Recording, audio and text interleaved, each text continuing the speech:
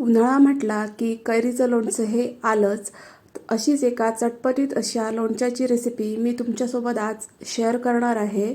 नमस्कार, मी अदितीज book of रेसिपीजमध्ये तुमचं खूप खूप स्वागत करते.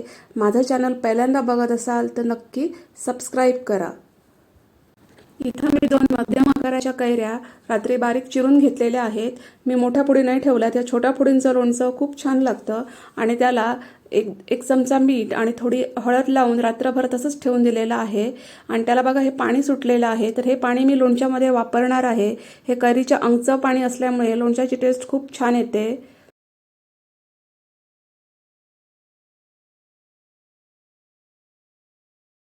इथं मी कढई गरम करून घेतलेली आहे. गॅसची फ्लेम स्लो आहे आणि इथं मी ही 2 चमचे मोहरीची डाळ घेतलेली आहे. ती मी हलकी गरम करून घेतलेली आहे.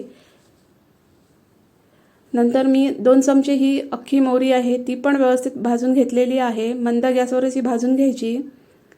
मोहरी चांगली तडतडली की ती मग काढून घ्यायची.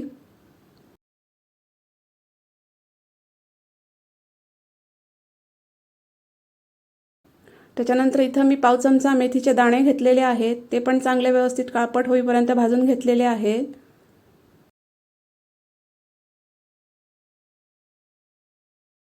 आणि त्याच्यामध्ये मी 1 चमचा जिरं घातलेलं आहे आणि तेही हलकं भाजून घेतलेलं आहे.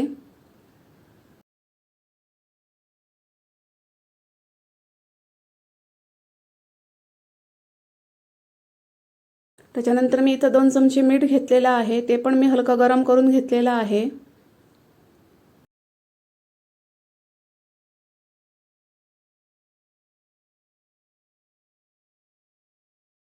आता मिक्सरच्या भांड्यामध्ये हे थंड करून घेतलेलं जिरं आणि मेथी मी घातलेली आहे. भाजलेली मोहरी मी घातलेली आहे.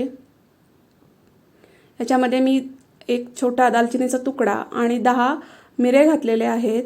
याने टेस्ट खूप छान येते लोणच्याला.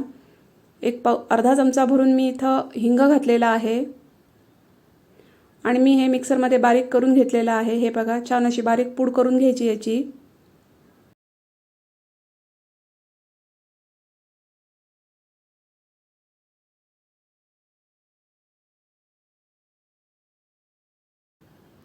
आता लोणच्याच्या फोडीमध्ये मी ही सगळी जी बारीक करून घेतलेली पूड आहे ती घातलेली आहे.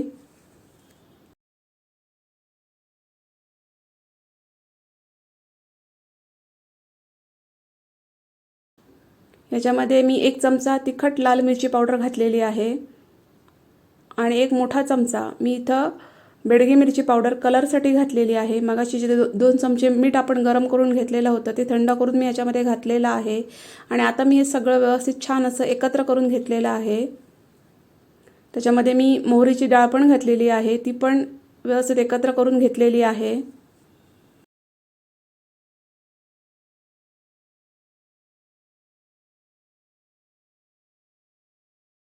छान असं व्यवस्थित असं एकत्र करून घ्यायचं आणि झाकण लावून मी एका तासासाठी असंच ठेवून दिलेलं आहे, म्हणजे मसाले फोडींना खूप छान लागतील. हे बघा, 1 तास झालेला आहे. सगळे मसाले फोडींना खूप छान लागलेले आहेत.